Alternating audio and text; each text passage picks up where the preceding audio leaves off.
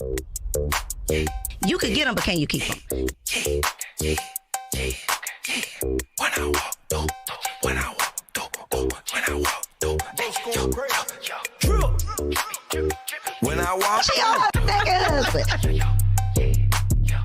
Welcome back to another episode of the Girl Stop Playing podcast. It's your favorite homegirl, Coriel, here to encourage you to stop playing with your potential and start working for what you want in life and in love. You already know that I'm bringing you the information and the conversations to help you make the money and get the honey. You can have it all as long as you are willing to work. And today I got a working woman in the building. We got the Sarah Fontenot in the studio. Hey, girl. Welcome to the show. I'm really happy to be here. Thank I'm you. excited to have you. So we met, I don't even know when we met. I know the first time I remember meeting you was at, it was a Social Proof dinner. Alumni. Yep. The all white. Yep. So that was the first time I remember like meeting you in real life, but I feel like we knew each other on the internet somehow. Yes. But for the people who may not know you, introduce yourself and tell the people. What's up, y'all? My name is Sarah Fontenot. I have claimed myself to be a self-love guru. I am a small town girl from Regina, Saskatchewan, and I moved to America to pursue my dreams, slipped and fell in entrepreneurship, and I never really looked back. I'm just a person that believes we can be, do, and have anything that we want to be, do, and have, and that's how I live my life. I love it. So what is, how do you become a self-love, like coach, expert, advocate? How do you get to that point within yourself to become that? Well, I think for me, when people ask me that question, they're like, well, why do you qualify yourself to speak about self-love? Because I know self-hate. Mm-hmm. You know, I've had to overcome self-hate. I've had to overcome that little devil on my shoulder. I've had to overcome the doubts and the fears. I've had to stop second-guessing myself and really understand who I am, have that awareness in who I'm being so I could be in integrity with that person. Even if it ruffles feathers, even if it's bothersome to others, even if people are like, I don't like you, even if it means I'm ostracized, this is who I am. Take it or leave it. I'm not here to make you happy. I'm here to be happy. And you can't be happy unless you're in integrity with self. So, I believe it breaks down into really simple principles, and I live by it and I stand on it, you know? So what would you say are some of the experiences that got you to the place where you could become self-aware enough, have enough confidence to, number one, just identify what you believe in and then be confident enough to stand on those beliefs? Well, I think it's a journey, right? I think it started, I'm from Canada, right? And I'm up from Little House on the Prairie, Canada. So I was the only Black girl in every grade. I never fit in. My hair was never the same. It was like my Black family, and then there was a Black community but I had never even seen a large group of Black people together before I moved to America, you know, outside of who my family was and like my friends that I danced with, you know? So I felt like that was the beginning of feeling like I don't belong, but being okay, because it's not about trying to fit in. It's really about like being all of you, you know? So it started there. And then I've been in really toxic relationships, you know? And it's funny, I have this story about how when I was 10 years old, I created a story that said, if I let you in, you'll betray me, based on an experience that I had. And Coriel, girl, I did not know until I was 28 years old that I created that story. And so I was subconsciously seeking the people, the places, the experiences, the everything that would validate, if I let you in, you'll betray me. So it's no wonder why I experienced domestic violence. I was almost paralyzed by my first ex-fiance. You know, it's no wonder why I couldn't have a solid female friendship until I realized that story. It's no wonder why I had these self-doubts and limiting beliefs and all of these different things. So it's really been a journey of having to overcome myself, get out of my own way, and then being okay with it. You know, one thing I feel like when you live in your truth, girl, when you live in your truth, it doesn't matter what anyone has to say, what they do, how they act, because, you know, at the end of the day, you're proud of you. You can look that person in the face. And be okay with who you see in the mirror. Yes, I love it. So how do you get to a point where you can shut out the noise of other people? Because so many people, especially with social media being what it is, especially with women specifically dealing with so much imposter syndrome. Sheesh. How do you get to the point within yourself where you can not succumb to the pressures of other people, not feel like you got to go along to get along, not be afraid to ruffle those feathers or go in a different direction from the group? Like how for someone who's watching this and is like, well, that sounds good, but I can't find it within me to do this. I think number one is you have to decide who is it that you want to be. I think we're all duped from our childhood because we're always hearing like, what do you want to be when you grow up? What do you want to be? Well, what is great, but what is connected to achievement, whereas who is connected to fulfillment? And so we're constantly chasing achievement. Even as women, especially Black women, we're out here, I got to do this. Okay, well, that's why we're human beings and not human doings, right? And so inside of that, when you are aware of who it is that you want to be, it's just like any goal. You work towards being that person. How does that person walk into a room? How does that person dress? How does that person smell? How does that person act? And when you can get clear, like, how is their hair? And this is the thing. It's always a flow. It's always changing because we're always evolving. But I think that when you're clear on the first version of you that you want to be and you're willing to work in alignment with it, and then you have to set boundaries around it because, if you decide one day, I'm just going to start living my life as a completely new woman, all of your friends and your family members are about to be like, first of all, who do you think you are? Now, oh, you better than us now? Oh, you and your little business? Oh, you think all of these things that start to come up? You have to put boundaries around it. And so how do you reinforce a boundary? Repetition. How do you reinforce a boundary? Saying what you mean, meaning what you say and saying what you mean. How do you reinforce a boundary? Not letting people slide when they try to play them, And so it's a time thing and it's a compassion thing because we all stumble, we all fall, we all make mistakes, but are you willing to fight for who it is that you want to be? Are you even aware of who it is that you want to be? That part. Because most of us are on autopilot, to be honest. And we are subconsciously deciding who we want to be based on other people's opinions, other people's beliefs, other people's desires for ourselves, especially women. Who does our mom want us to be? Who does our mom expect us to be? How does she want us to show up? And then we become that person and we wonder why we feel unfulfilled because that was not our true desire. That was the desire of someone else.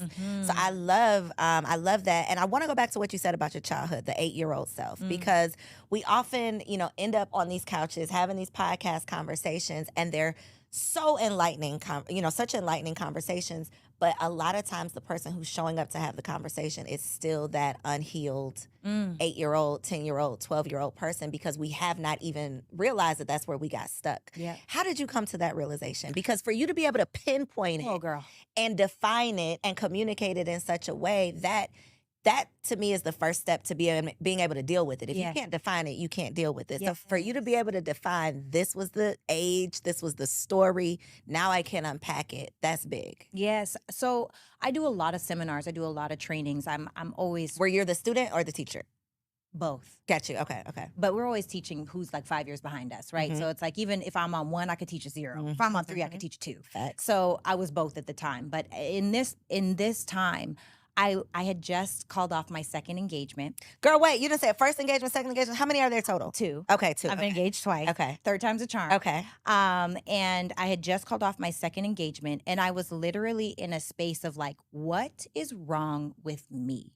Like, why do I keep attracting these people? Because he did some real sly stuff, right? And so I was like, why do I keep choosing these people that I know I'm not in alignment with? Like, what is it about Sarah that's attracting these experiences and then putting up with it, And so I started getting heavily into books.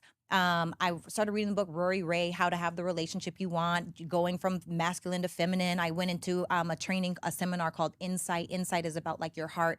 I've done Landmark Forum. There's so many. Have you done Landmark Girl, Forum? yes, that was a long time ago. Okay. Yes, it's so good. You did it too? I haven't, but it keeps coming up. I keep hearing about it. So I'm so intrigued. We'll have to talk about that off camera because I have questions. It's so good. Okay. It is so good. Okay. And so I was doing all of these things of work on myself to really figure out like, what is the hell why? Yes. And so I realized where I've done a lot of these different exercises. And so in these exercises, you have to think of all of the people that you've ever wronged and that have ever wronged you, right? And so I had this list of like, and it's like back to your childhood and you write out like, what was it about this? And so I'm writing out all of these things. And I realized that when I was 10 years old, there was a girl that I was in school with and her name, I'm not going to say her real name is Jane Doe. Okay. And so Jane Doe was the it girl, okay? She could sing, she could play guitar, piano. She was fast in track, beautiful. And when she would invite the whole class over for whatever event she was having at her house, you would think Little Miss Muffet lived there from my 10-year-old eyes, right? I was like, wow, this girl just, everything has their perfect little place. And her dad was a police officer. Her mom was a stay-at-home mom. I was like, I want to be like Jane Doe. We all know the Jane Does. I wanted to be just like her. Now, me on the flip side, I have all of the siblings. My parents are, my dad ruptured a disc in his back when I was 10 years old. So we went from a 2-family income household to 1. And so my mom had a full-time job. She was going to school full-time to get her master's in engineering, taking care of my dad and his injury, all of us kids, and trying to make sure that we weren't homeless. And so needless to say, when my parents would say, clean your room, there's no accountability, because we're trying to make sure I'm not homeless and my dad is currently hurting downstairs. So as long as the main areas in the house were clean, they didn't care what our room looked like. So I was a dirty kid, Coriel. Like when I tell you dirty, if there were roaches where I'm from in Canada, we would have had roaches strictly because of me. I'm talking dirty. And look, y'all can judge me if you want to, but I'm gonna keep it real because it's a part of my story. I would pick gum up off the ground and chew it.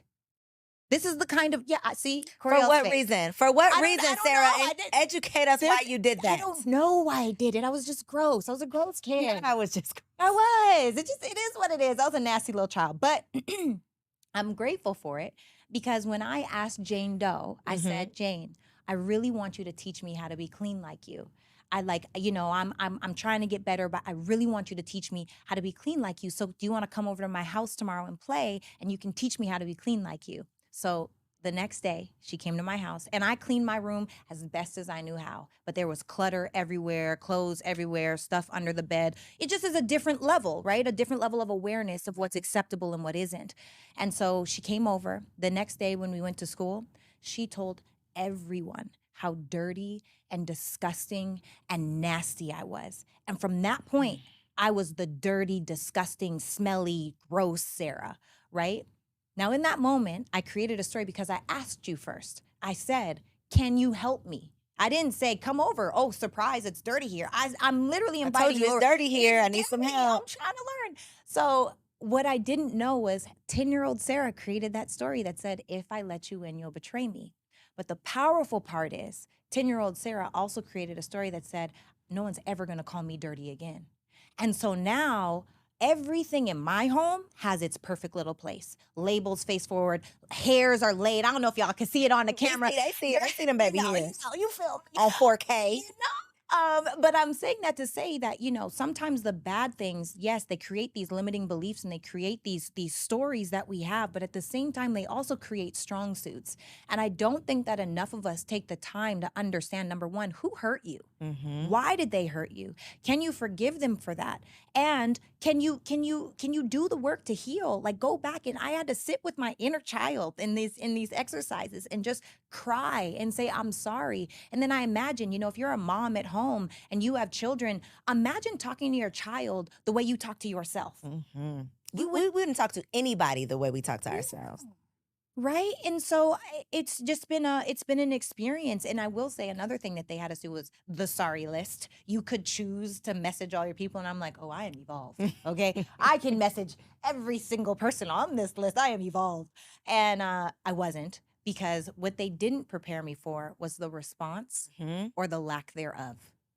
Some people I expected to hear from and I did not. And that hurt more than the people that did, So I've been so open to learning all of the different ways and understanding like who hurt me and who have I hurt, and can I own it and take responsibility for it and just say I'm sorry for the part that I played in it, So that was the beginning of my healing, really intentionally finding out like what, and I have so many of those stories that I found out. And we all do, but if we don't take the time to sit down and write it out, they just layer on top of layer on top of layer until you get to the point where something's wrong, but it's so many layers that you can't even dig deep enough to figure it out. Yeah. Boy, that childhood is something else. It's the crazy part to me, because I think we've all had something we've gone through that's given us some perspective that's probably off in some way. So in your case, and I think probably, I can pinpoint some similarities in if I let you close, you'll betray me. It's crazy that thought actually attracts betrayal. Yes. It actually causes you to create scenarios to be betrayed. Yes. That is insane. Yes. It's a subconscious thing. We create the life that we live by the way that we think. So and the thing that and this is why we have to do the work. And I know you know this. I'm really talking to myself and the people that are watching. But literally, if you are not intentional, we go on autopilot. And autopilot is addicted. Like we neurologically speaking, right? We fire off these neurons and they partner together, and we naturally and scientifically want to go to the emotions that we feel the We're most used to. familiar Yep. with. Mhm. Right. And so if you naturally want to be angry, or if you naturally want to be sad or depressed or anxious, and that's the thing that you're firing off, you have to intentionally break that circuit. Mhm. Otherwise, we're just going to go on autopilot and continue to perpetuate our past. So, how do you, when you find yourself today, this Mhm. evolved Sarah, when Mhm. you find yourself on autopilot, because Mhm. it's a process, right? Yeah. It's not a destination you've arrived. I'm just Never. here. Right. No, we're never going to be there, right? Period. We can get so far, and then I feel like God be testing us. God will surround you with the people who are literally Yeah. going to put you in a position to test all of that stuff that you just learned. Like, are Right. you said you was ready. Now let's see. So what do you do now Yeah. if you are met with a situation or met, in a circumstance where it's like, okay, I'm comfortable, but I realize I'm on autopilot and something's got to change? So a couple of things. Number one, I now finally, which I didn't do in the past, I allow myself to be human, and I allow myself to feel it. Because before it was like, no, I'm positive everything is no, Sarah, everything is not perfect. Okay, chill out, feel it, and you have to feel it so that you can release it. Because again, it goes back to that awareness. If you're not clear on the stuff that you have going on and it's just suppress, what we suppress turns into depress, right? Mhm. What we do not spend time really focusing on can really quickly turn to depression.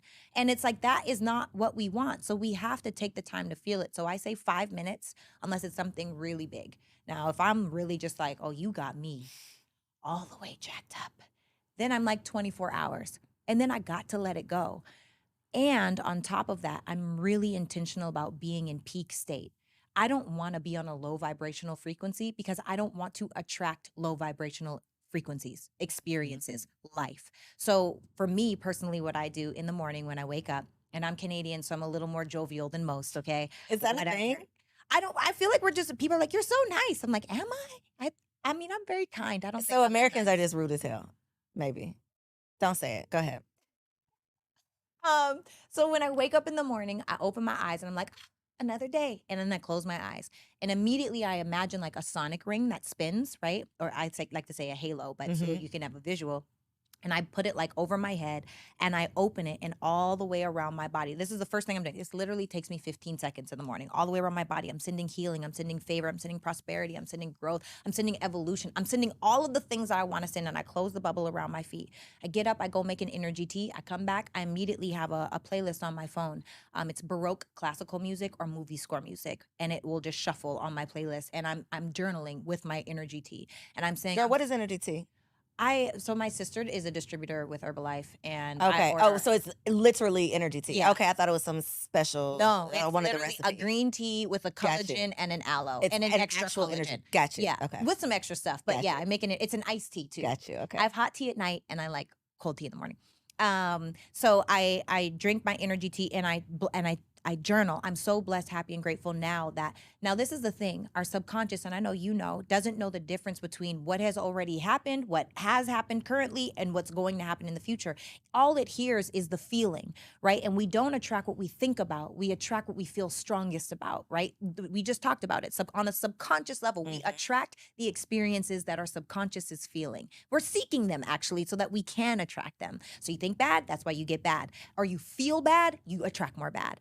And so I put myself in a peak state by thinking about all the things. And after I write it, I speak it. So I'll do these 5-minute rounds where I'm like by myself in my room crying, like, oh, it's so beautiful. Like, oh my God, and the Delilahs. Like, I see my family compound walking with my mom, pushing the stroller. And my mom's like, look at the wild Delilahs. And it's like, we go walk to the garden and eat cucumbers fresh off the ground. And we pick the peaches off of the tree. And, the babies running around and then, doing all. I've seen it. Like, I know it. Now, this is the thing. I don't know when it's going to happen. I don't know how it's going to look, I'm not attached to that. I'm attached to putting myself in a peak state, speaking it out loud, putting myself in a feeling of like feel good. So now I've journaled. I'm going to go work out. I'm going to come home. I'm going to shower. While I'm in the shower, I'm listening to a personal development. While I'm doing my makeup, I'm going to listen to a book. No, sorry. While I'm in the shower, I'm listening to gospel music. When I'm out of the shower, I'm listening to a book. And then you can't knock me off my game at this point. I'm literally like, girl. So I focus on that. And when I'm human, I allow myself to be human because I also know I'm not perfect. I have times where I disappoint myself, where I come out of character. They don't happen as often anymore, but they do still happen, and it just is what it is. So I'm compassionate with myself because I know that life is a journey, I love that. It's time for a special business spotlight segment, and I got my girl Aisha Taylor Issa in the building. Hey, girl. Welcome to the studio. Thank you. It's been a long time coming. I have known you since 2018. You just refreshed my memory when I think I was a panelist at the Sisters in Business Expo, the very first one. So a lot. First of all, it's a lot of work, right? And there's a reason why more people don't do it to the scale that we do because it's very expensive and it costs a lot of time and money and resources. So it's a lot of work, but it's a labor of love.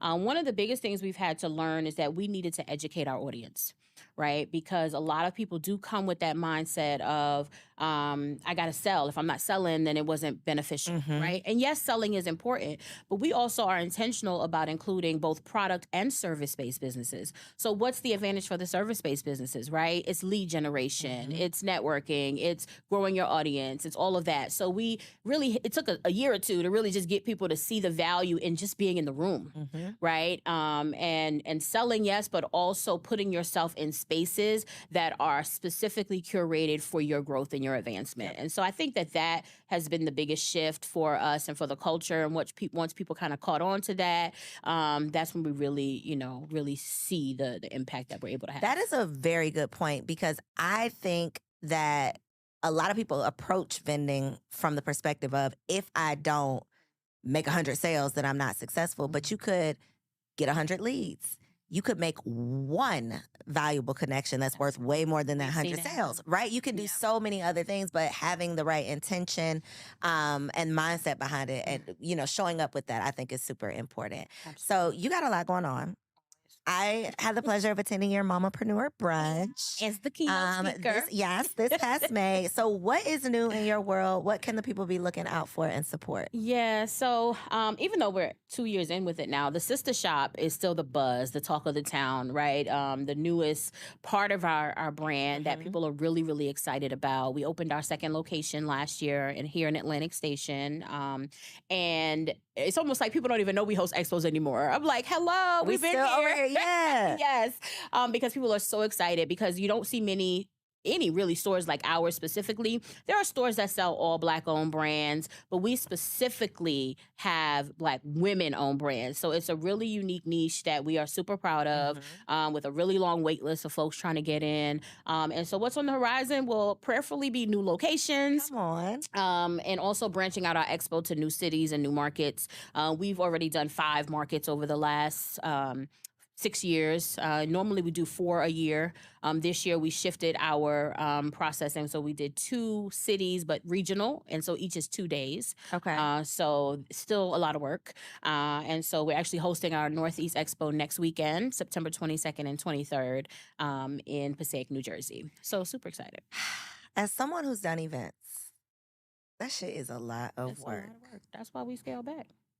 You just said that you do 4 in a year. We used to, yeah. This is the first year since 2018 that we did not do 4.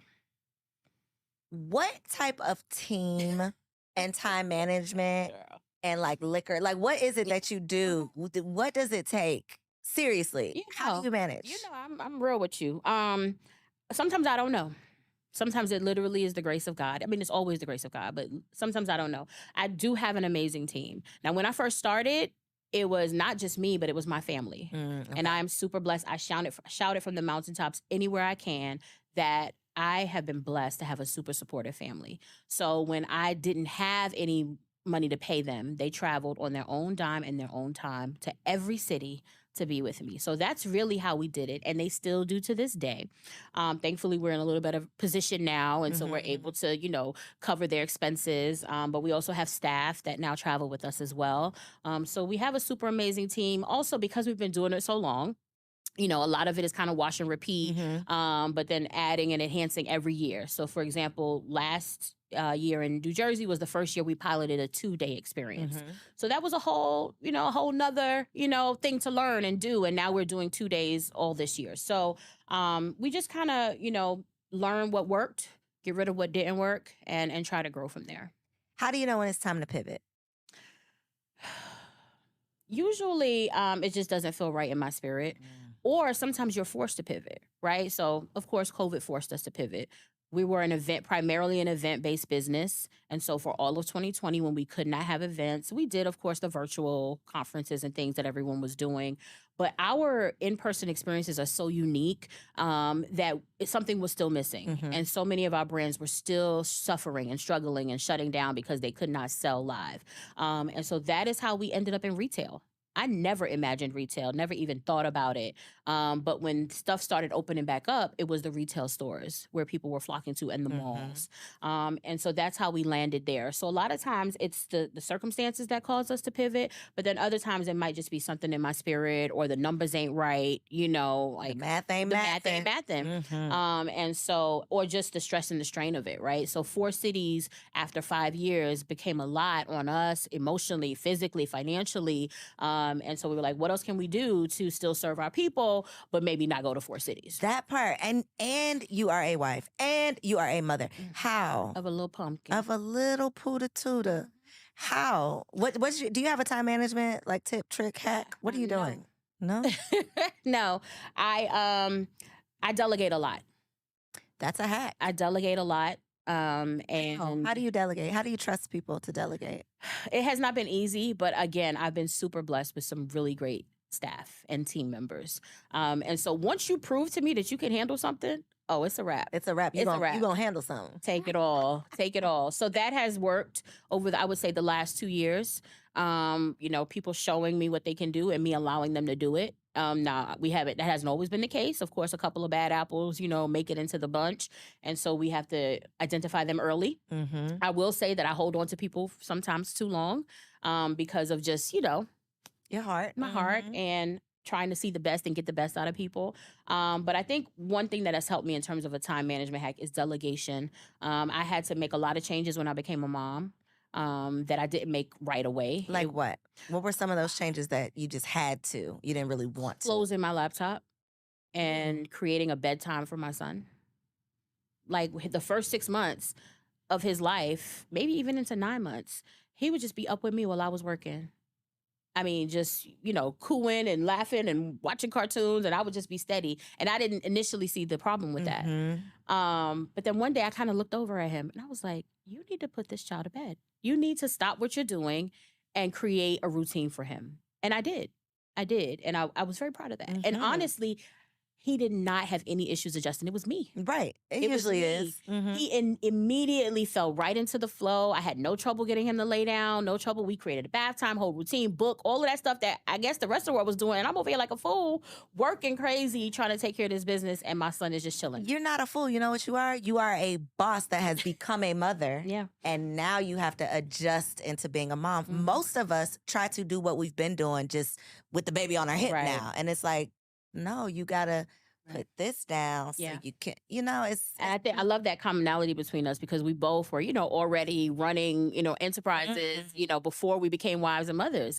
And it is a shift. Yes. It's an adjustment. When you don't enter into this world already with those titles and you add those roles, you definitely have to make some adjustments. And thankfully, I got married, right before we started this brand. So he's been with me, through every peak and valley. But the baby was definitely an adjustment, and he is the best thing that ever happened to us. So. Are you done? I'm done. Done? I'm old. Done or done? I'm done. Okay. One and done. One and done. We good over here. We go cheap. cheap. Okay. So for the Entrepreneurs who might be watching this and need some help, need your resources, or want to know how they can get their business onto the wait list, because your girl got a wait list, let them know where they can find you, how they can support you. Yeah, so y'all can check us out online everywhere at SIB Expo, and that stands for Sisters in Business Expo. Sisters is spelled SISTAH when you're searching. So SIB Expo on Instagram, TikTok, Twitter, Facebook, it's Sisters in Business Expo, and online, sibexpo.us. And feel free to, connect with us, tap in, join the mailing list, follow us so that you can stay connected on what we have coming up. And check them out at their sister shop in New Jersey, right? Yes, and New Atlantic Jersey, Elizabeth, Station. New Jersey, at the Mills at Jersey Gardens Mall and Atlantic Station right here in Midtown Atlanta. And that website is thesistershop.com, SISTAH. I love all that you are doing. It is my pleasure to be able to introduce you to the people. Y'all make sure that y'all check my girl out. We're about to get back into this episode.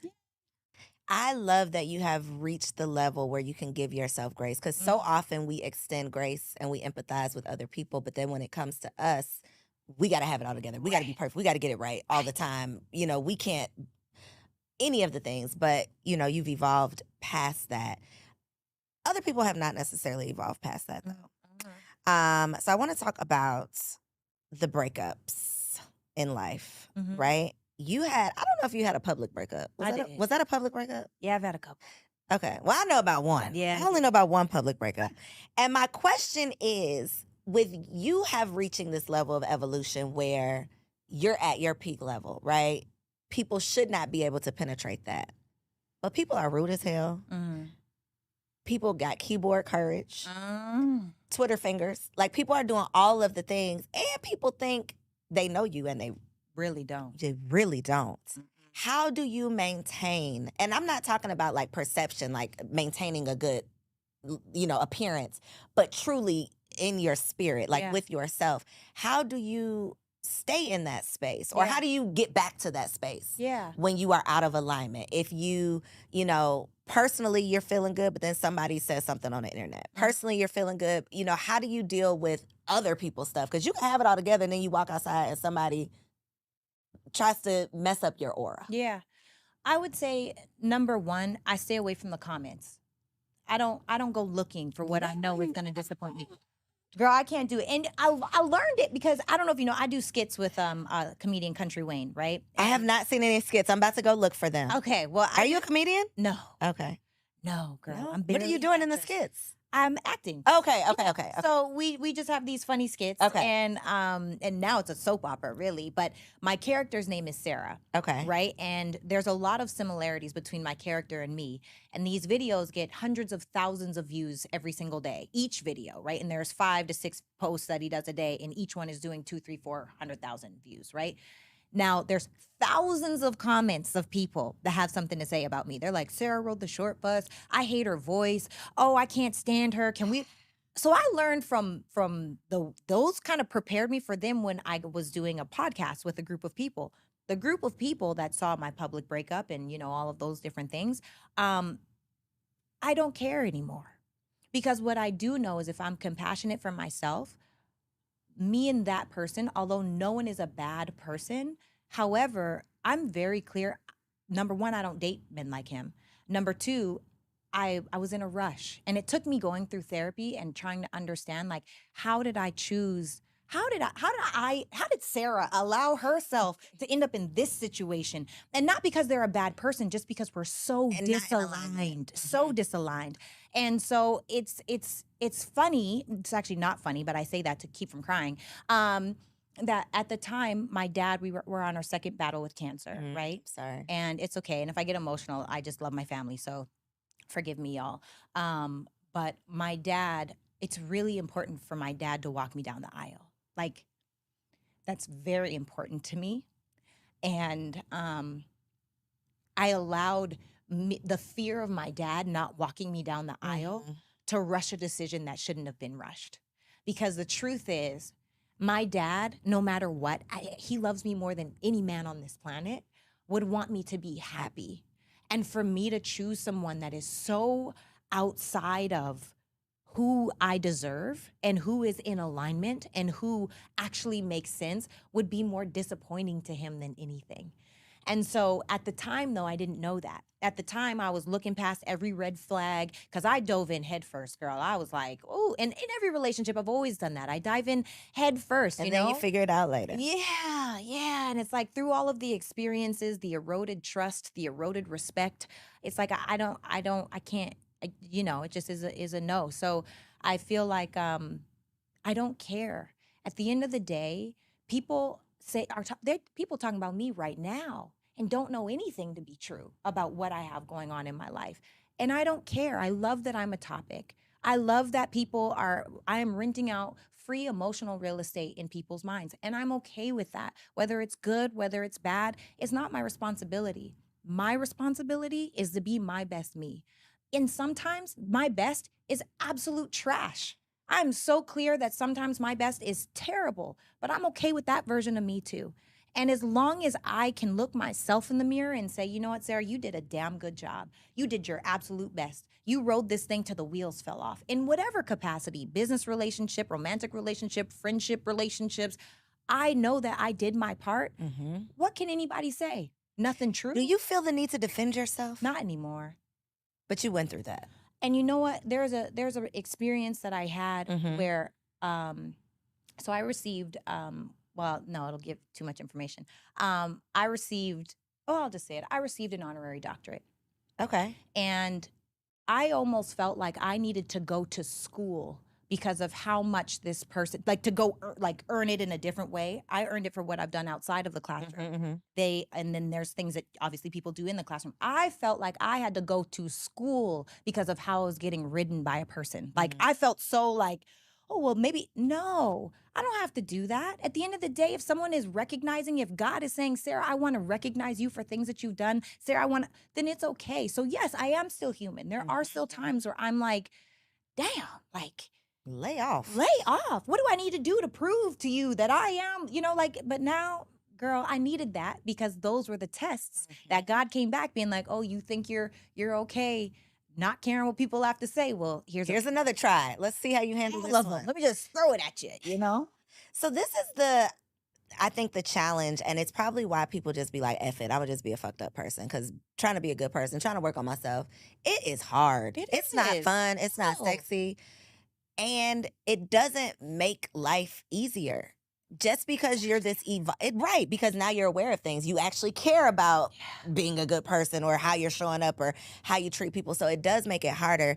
So to go through a public breakup, a romantic breakup, and then a business/friend breakup, which we do not have to get into the details of, I just am speaking to the fact that you are this evolved person, but you're still facing these challenges.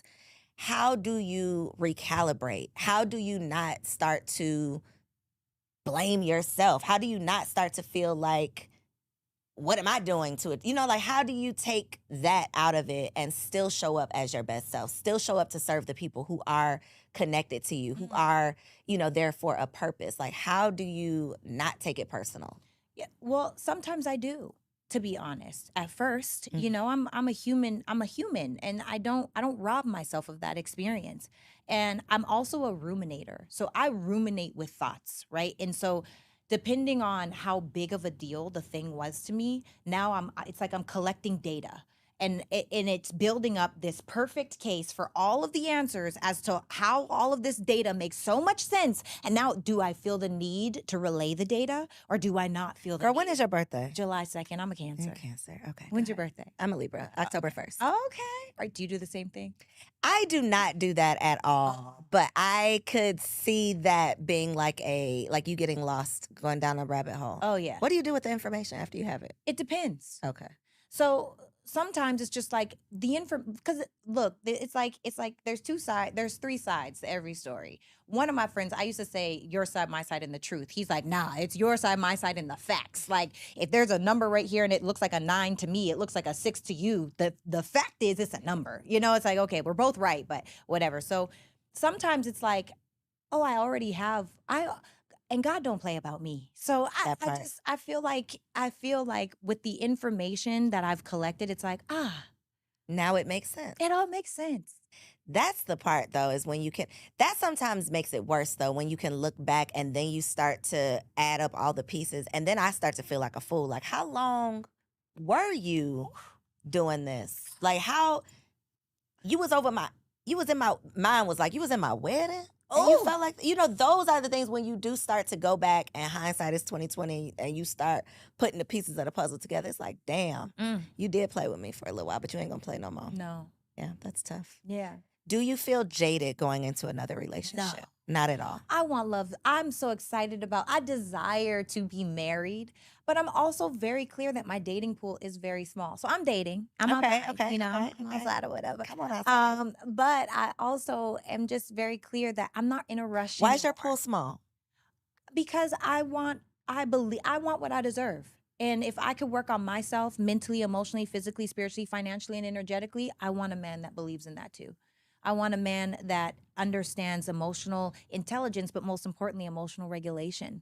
I want a man that understands safety, security, respect, and values family and has principles and morals. And in this soft generation, things are changing, and I will say that, I'm 35 years old.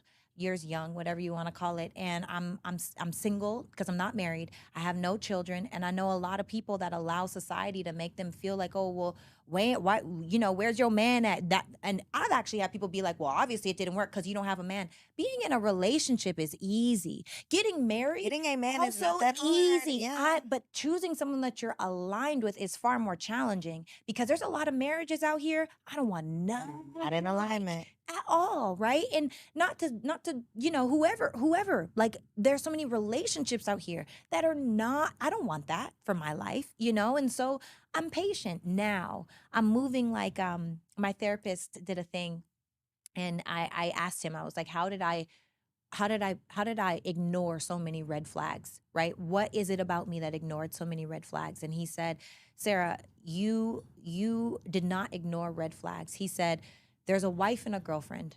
A wife looks at, let's say you're building construction. A wife will look at a hole in the wall and then be like, oh, or a hole in the foundation and say, we got to fill this up, right? So we're going to get the materials, we're going to come back and we're going to patch this up and keep building, right? An inspector is a girlfriend. So a girlfriend would go look at that same hole in the floor and be like, we actually don't have the materials that are necessary to fill this hole right here. And if you fill it up with something else, over time, the higher you build, the more it will fall. And so he said, Sarah, you didn't ignore red flags, you built over them. You were moving like a wife and not a girlfriend. And that's not to say that wives aren't supposed to act like, we aren't supposed to act like wives. It's to say, inspect your person to see if they are worthy of the love that you have to give. So for me now, I'm just inspecting more. I'm not in a rush. Like, I just believe that we deserve to have it all. And I'm excited. Girl, this is how I know that things are changing for me. I eat out every day. It's just me, right? So I eat out every day.